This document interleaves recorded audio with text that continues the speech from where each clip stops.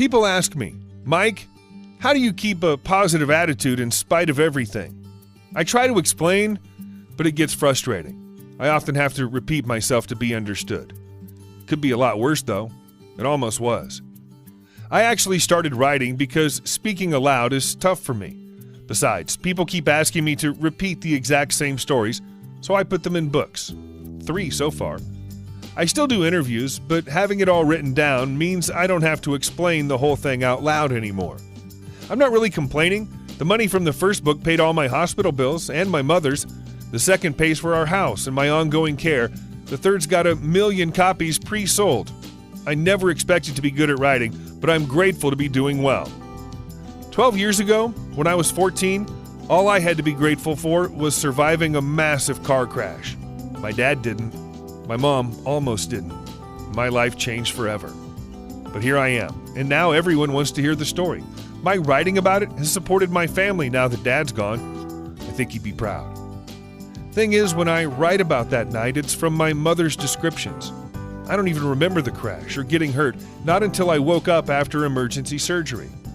The doc calls it traumatic amnesia. I call it a blessing.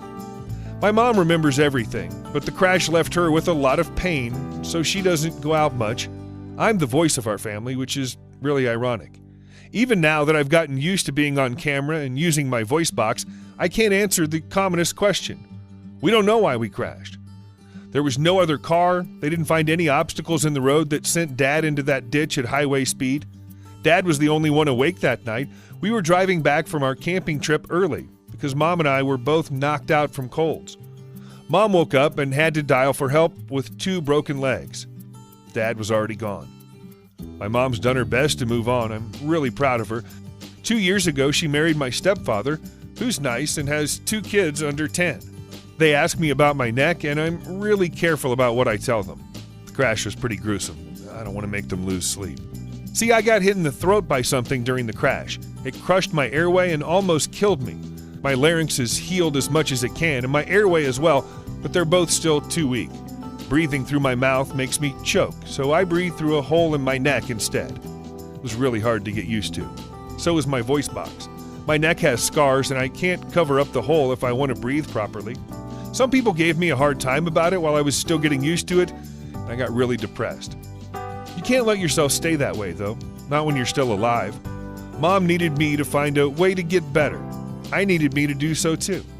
I stopped caring what strangers thought about my scars. I focused on moving forward through my writing and on improving our lives. I'm still doing it. Did you know that they have larynx and airway transplants now? Once the money from the 3rd book comes in, I'll be able to afford the surgery. Thanks for watching. Please like this video and subscribe for more awesome stories.